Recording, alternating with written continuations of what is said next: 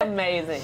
You know, I saw something interesting just talking about diet and carbs and all that. I saw something interesting about the amount of sugar that Americans consume over the course of a year. Sugar that we don't even know we're eating.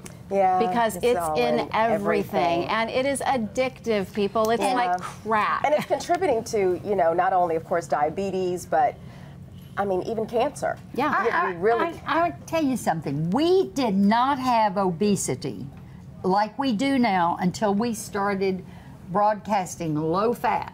So we all went on low fat, and what they did to make the low fat palatable was load it with sugar. Well, and sodium. It's like if you, that's probably the one thing that I watch the closest versus like calories or sugar or carbs, because I notice if I eat something that has a lot of sodium in it, the next day I'm like, you're so swollen. But I could eat something that had a lot of carbs, or had a lot of sugar, but doesn't necessarily have a lot of sodium, and I wouldn't feel as swollen as puffy. But if you look at like some of those lean cuisine, even those like organic, you know, any of those organic things, they might be totally organic and gluten-free, but they've got so much, they'll have like 1,200 grams of sodium. And I'm like, sodium. You talking about getting Chick-fil-A today?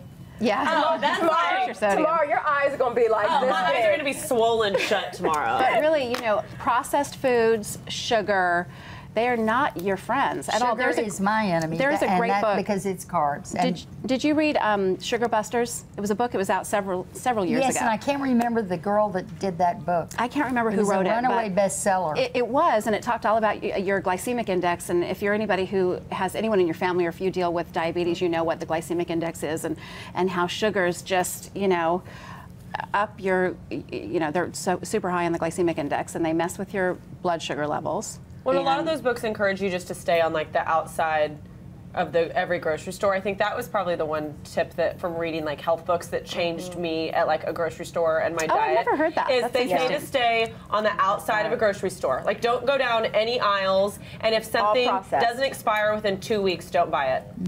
Yeah. There's a little Tom Thumb near on Arapahoe, and it's the coolest. That's where you go to pick up guys. Remember? There's the Sugar Busters. No, but that was on Lover's Lane. Oh, that's the Sugar Busters. But on this little store, it's a little Tom Thumb, and they'll have the meat, the fish, the chicken, then the vegetables all together, and you don't ever have to go to the other part of the store, where all the processed because you get everything fresh there, and I love that. And the people are so nice in that store.